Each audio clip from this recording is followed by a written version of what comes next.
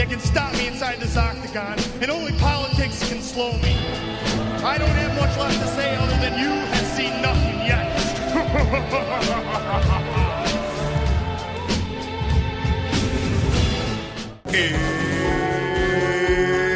It's time! You're listening to the Cage Nation TV Prizefight Podcast. Coming to you from the Coastal Cameron Studios in Willington, North Carolina. Are you ready? Here's your host, the big fella, Albert Cameron. Let's get it on! Thank you for joining us for the Prizefight Podcast. I'm your host, the big fella, Mr. Albert Cameron, and truth be told, the sound of my own voice is starting to get on my nerves a little bit. But hey, it happens when you spend hours and hours and hours on your weekends editing, podcasting videos. The sound of your own voice is going to get on your nerves, I think. I don't know. Who knows? I hope you brought tinfoil today, though, for the Prizefight Podcast, because we're going to be making some tinfoil hats, because I got some conspiracy theories. Not really conspiracy theories, but some things I think are happening cyclically with the world of combat sports that I'm going to share with you guys today. Just some stuff that may or may not come to pass. Who knows? I don't know. But it's going to be fun. Regardless, we're going to have some fun. So coming up on the Prizefight Podcast, I got some more on the paradigm shift between boxing and MMA. MMA might be on the downturn, but it's okay, because if it is, I'm going to tell you guys how we as a sport, as fight fans, how we're all going to get through it. All that and more right here on the Prizefight Podcast. Don't go nowhere. Cage Nation TV would like to take a second and formally thank all of the businesses that have taken the time to sponsor a mixed martial artist or a boxer as they have trained to attain greatness. In the world of business, it can be looked at as an advertising expense to get your name out there. But did you know that your sponsorship dollars is actually keeping the American dream alive? Your help and support is actually changing the lives of aspiring athletes. Working hard and reaching for the brass ring is truly the great American story. We encourage all of our listeners and followers to support businesses that sponsor your favorite fighters. And thank you to those businesses for your continued support and encouragement. Welcome back to the Prizefight Podcast. I'm your host, the big fella, Mr. Albert Cameron, and the month of March just really kind of pisses me off. It's very blah, nothing really going on. Up in Pennsylvania, it's still frozen solid, but there's talk of springs on the way. Well, in Pennsylvania, the month of March is bullshit. I'm just going to go ahead and throw it out there. There's nothing pleasant about it. Things are still frozen. It's still white and disgusting outside. And down here in North Carolina, where it's supposed to be sun, fun, and beaches all the time, it's just chilly enough that I have to put on a sweatshirt, and that too kind of pisses me off. This is the part of the program where we normally have This Week in MMA History, and because March sucks so bad globally, March being the most terrible month of all the months, we have 11 good months, and then March being the toilet of months in the year, there's nothing really going on. I mean, on March 11th, UFC 2 was held. And that's all I really had to report on it. So, instead of burning the calories, which I could probably use to do, instead of burning the calories to put together a whole This Week in MMA History, UFC 2 happened. I'm just going to go ahead and just tell you all that I think the month of March sucks. It's a terrible month. Just god-awful. For combat sports. For everything. March sucks. March is terrible. Rant over. Okay, I feel better. I actually do feel pretty good. This week on the Prizefight Podcast, I promised you guys that I'd be telling you stuff about conspiracy theories. And that's kind of a misnomer. It's not really conspiracy theories, but everything in life I feel is cyclical. Things run on cycles. What's the point of keeping track of years if we're not going to keep track of cycles? That's why, we call it a new moon, because, the moon goes through phases. That's why there's a harvest period. That's why every September, children in North America have to go back to school and say, hey guys, I missed you when I really probably didn't. I was busy talking to you on Xbox Live or a Facebook or MyFace or whatever kids are doing these days. Things happen in cycles. Things go round and round and round. And now I'm a very big fan of watching the stock market because my financial future is important too.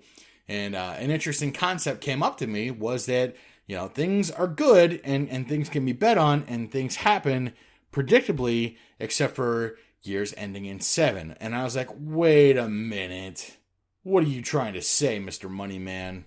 You trying to say that sometimes things suck in years ending 7? And the truth be told is, yes, they do. So I'm like, okay, well, doesn't have a whole lot of merit. One, I'm noticing that boxing's been kicking MMA's ass lately. And we can thank some of our favorite MMA stars for that, because guys that I'm not going to mention by name, but whose names end in rhyme with McGregor, are flirting with boxing, trying to get Floyd Mayweather to hype them up, starting their own hype companies. And I'm going to full disclosure, I'm full of little piss and vinegar today. Okay, things are kind of annoying me more than they usually do. I'm not also sunshine and rainbows. It's more like hatred and calories going on right now. Okay, so you got guys like Conor McGregor, who, again, he's a champion. He's never been defeated for a championship as far as I know. He's the man. He's done things. He's cool. You know, he's earned my respect. That does not mean he doesn't piss me off a little bit. Because you have my respect does not mean you do not make me angry. That's not how it works. I respect that you can go in the cage and do things that I cannot do, and that you do it for my entertainment. That is fine. I understand you want to be paid a premium for that, and that's fine too, because take a sample of 10 people, probably 7 or 8 of them are going to put down hard-earned money to watch McGregor fight, and that's fine. If you're able to draw the people to the seats, that's fine. You know, if you feel that that is what you're worth, go out and get what you feel you're worth. But I have a problem with the hissy fit tactic, you know, threatening to retire over Twitter. Okay, Twitter gets people in trouble. Let's be honest. Okay, the leader of the free world has gotten in some trouble over Twitter. Twitter is dangerous. Okay, Twitter should come with, like, damage control. Twitter should hire a PR firm and say, hey guys, our service gets people in trouble. They kind of look like a-holes. We should probably have a service where we're paying for PR firms to handle these people. That's how I feel about Twitter. So you got guys who are flirting with boxing and saying, hey, I want to fight a guy whose name rhymes with Moyd Flayweather, and he wants to box. Okay, that's fine. That's how the UFC featherweight division got in so much trouble, because the champion is fighting everybody but people in the UFC featherweight division. But hey, that's cool. That's fine, man. You know, we're getting fights out of it. That is fine, because if you figured 10 years ago we were having trouble seeing fights, especially locally, 20 years ago, it was an even worse story. So that brings me back full circle into years ending in 7 being problematic, especially for the world of combat sports. So I go back digging through my history, because that's what I like to do. I like to look through history books. And if you're wondering, well, why didn't you do that in school? Joke's on you. I was actually a very good history student. I got a letter of recommendation for one of my history teachers. He was a great guy. I loved his classes. I learned a lot from him. So I'm going back in the history, and I'm saying, okay, well, what was the first fight? What was the fights in 1997 like for the UFC? And the first fight in 1997 was UFC 12 Judgment Day. And if that doesn't ring on your head, it probably should, because I've talked about it pretty recently. UFC 12 Judgment Day was a fight that was supposed to happen in New York, and New York told the UFC to kiss their ass. So then they went to Oregon, and Oregon was peer pressured, okay, possibly roofied by New York, I don't know. And then Oregon pulled the plug, so the UFC did what any sane fight promotion would do. No, they didn't cancel the fight. They probably would have, and no one would have blamed them. No, the UFC hauls everyone into planes and buses, and they haul ass to Mississippi. That's how they started the year off, with having 2 locations pull out on them because of political pressure, and then having to go to Mississippi. Now, Mississippi has been very, very kind to mixed martial arts. I have nothing bad to say about Mississippi. Mississippi was there for MMA when MMA needed them the most. So for that, Mississippi has my respect. Lawmakers in Mississippi have my respect. The citizens in Mississippi have my respect, because they help nurture a sport that I love very, very, very, very much. But that's how the year started off. And through the year of 1997, UFC's events were plagued with political BS. John McCain popped a Viagra for chasing down the UFC and saying, hey, no, guys, you can't do that because it's human cockfighting. Blah, blah, blah, blah, blah, blah, blah, blah, blah. Okay, that's great. It's a sport, Mr. McCain, but hey, you know more than I do because you've been around like a million years longer. That's fine. John McCain, I'm not going to point out that everything that's legal in the UFC is also legal in the Olympics in some form or another. Punching to the face, well, that's boxing. Slamming people to the ground, well, that's judo and Greco-Roman wrestling. Holding him down and hitting him, again, wrestling and judo. Like, these things are all legal. The presentation pissed you off, not the action. Okay, let's get that incredibly clear. It was the presentation that pissed you off, not the actual action. Saying 2 men enter, 1 man leaves, well, that's just irresponsible. Okay, That's like opening up a daycare being like, 2 kids are going to enter, but only one's not going to get chickenpox. Who in their right mind is going to take their kids to that daycare? Okay, so shame on the UFC for that. They kind of brought those legal troubles on themselves, but still, it happened. 1997 was an incredibly bad year for the UFC. So we fast forward to 2007. In 2005, 2006, that's when the MMA boom occurred. The Ultimate Fighter was king. Millions of people tuned in to Griffin versus Bonner, and all of a sudden, we got something great. Well, guess what? It was great before that too, but I'm glad you guys are embracing it now. Griffin versus Bonner had to have been one of the best fights ever held on a combat sports platform. I mean, I've seen great fights in boxing and MMA, and still Griffin versus Bonner is one of those fights that just kind of sticks out in my mind. And what blows my mind about this is both of these guys are coming to the cage with no sponsors outside of the UFC, and they still fought like $1 million prize fighters. They were fighting for an opportunity. They weren't fighting for a huge payday. Let's get that clear. Monarch McGregor and Moyd Flayweather, okay, they were fighting for just an opportunity to fight, to do what they wanted to do for something of a living. And I don't know if anyone's ever given them praise for that. I mean, have I ever given them praise for that? Maybe not. Starting to get a little long-winded.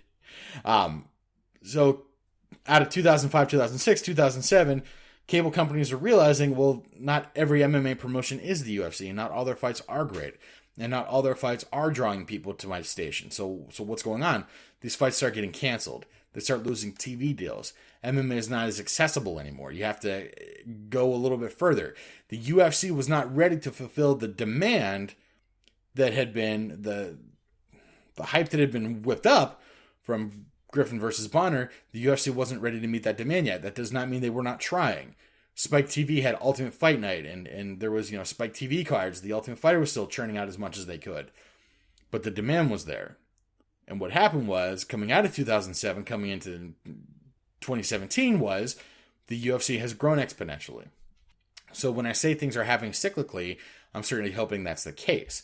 Because right now, MMA is kind of heading towards the downturn. And there's a lot going on with the UFC, and I don't blame them. I mean, they just underwent a tremendous sale. Fighters are pissed off about what they're not getting paid. People are trying to say they want to box. The money's there. But you got to figure, the new owners of the UFC just paid $4 billion for the UFC. That's a lot of money. Okay? The money tree just got locusts on it. You get what I'm saying? The first thing you want to do after spending that kind of money for promotions, figure out, well, how am I reasonably going to get my money back? And you start by trimming the fat. Okay? You following? You dig? You get what I'm saying? So right now, MMA is on the downturn, but let's not worry about it, because what can we do as MMA fans to keep this from affecting us as bad as what it may have in the past? Because the first 1997 almost killed MMA, let's be honest. If the stuffy guys in Congress really wanted to kill the UFC, they would have done it. It wasn't for lack of trying, but if they would have just pushed a little bit more, I think they could have killed it. 2007, popular taste took a swing. They couldn't do it. In 2017, now we're talking regulation in business taking a swing. I firmly believe that we're all going to come back bigger and badder. I think things are going to be to the next level still. Because right now, people are paying a lot of attention to boxing, and that's okay. Boxing's even setting roots locally, and that is okay.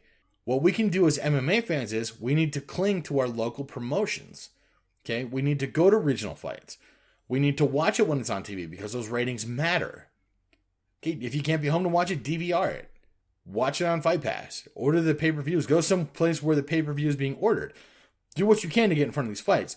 Regional fight promotions, local and regional fight promotions are the feeder system for the UFC.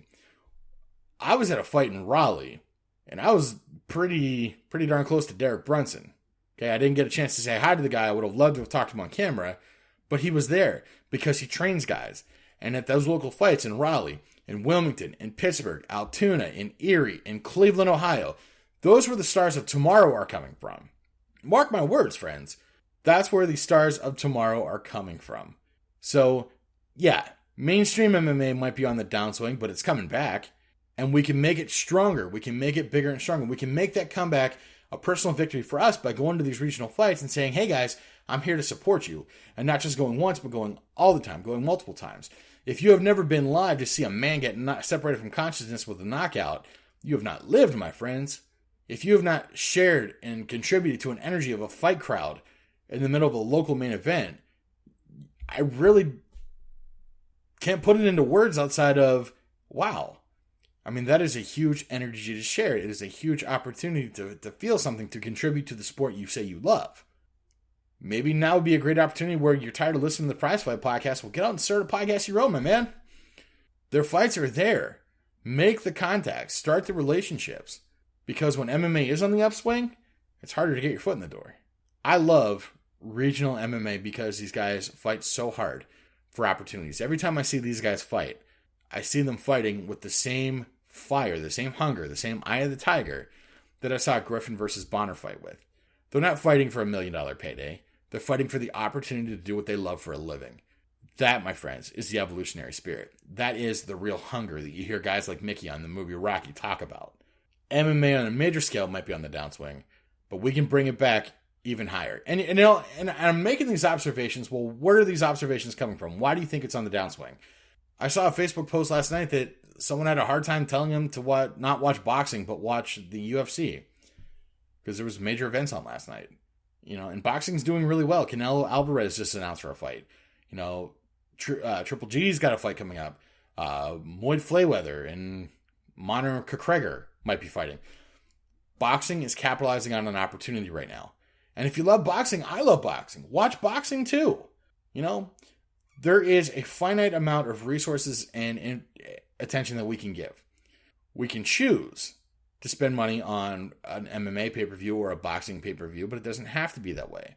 Every source of entertainment that's out there competing for our dollars. And the activities of them identifying how to get in front of us, that is called marketing. Right now, MMA and boxing are competing for our dollars. And right now, boxing might be getting more of those dollars. But regardless, the sport's not dying. It's not dead. Don't leave any nasty comments. Oh, Albert says this, Albert says that. Do research for yourself. What I'm identifying that there's a pattern. That it is cyclical. That we have been through this before, but we have gotten out of it. We will get out of it again. Okay, it's not as drastic as it once was. We're not at risk of losing the sport. We're at risk of losing some new friends we might make in a fight because they're at the boxing event.